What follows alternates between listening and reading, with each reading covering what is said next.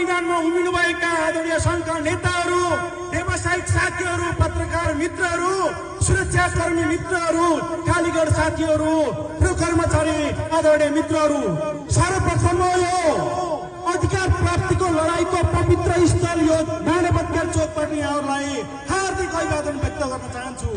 हामीलाई थाहा छ यो राज्यले उपभोक्ताको ढाड सेक्ने गरी हजारौं व्यवसायलाई लाखौं कालीगढहरूको मजदुरी खोज्ने गरी जुन कर नीति ल्याएको छ, सर्वप्रथम यो कर नीतिको घोर भर्त्सना गर्न चाहन्छु र मुर्दाबाद भन्न चाहन्छु। आज हामी बाध्य भएका छौं, सडकमा उत्रनको लागि बाध्य भएका छौं। यो सरकारले हाम्रो व्यवसायलाई पटक पटक गिद्ध दृष्टि लागेको छ।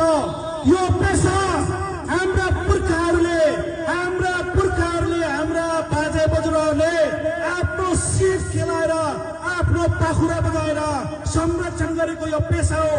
म यहाँबाट उद्घोष गर्न चाहन्छु, राज्यलाई चुनौती चाहन्छु, यो हाम्रो पेसामा कसैले गिद्ध दृष्टि नलाओस्। म चुनौती दिन चाहन्छु, यो सरकारले अहिले एकातिर नीति नियम बनाएको छैन, अर्कोतिर अनुगमनको नाउँमा हाम्रो व्यवसायलाई लाखौं लाख रुपियाँ जरिमाना लागेको छ।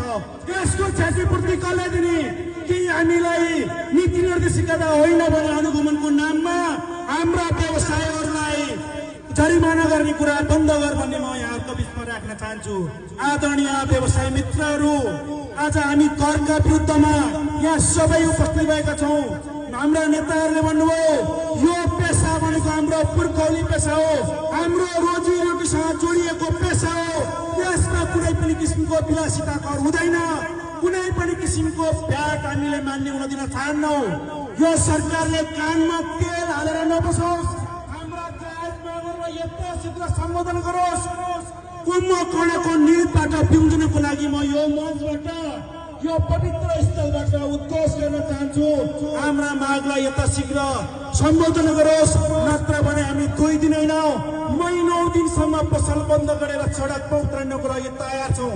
आज हामी प्रतिनिधिमूलक तरिकाले यो पवित्र स्थलबाट घोषणा गर्न चाहन्छौं, हाम्रा मागलाई यथाशीघ्र सम्बोधन गरोस् भन्ने यहाँहरूका बिचमा राख्दै आजको यो कार्यक्रममा घाम पनि नभनिकन, पानी पनि नभनिकन यो आन्दोलनलाई एकैबद्धता जारी गर्न आउने सम्पूर्ण कालीगढ साथीहरू, पत्रकार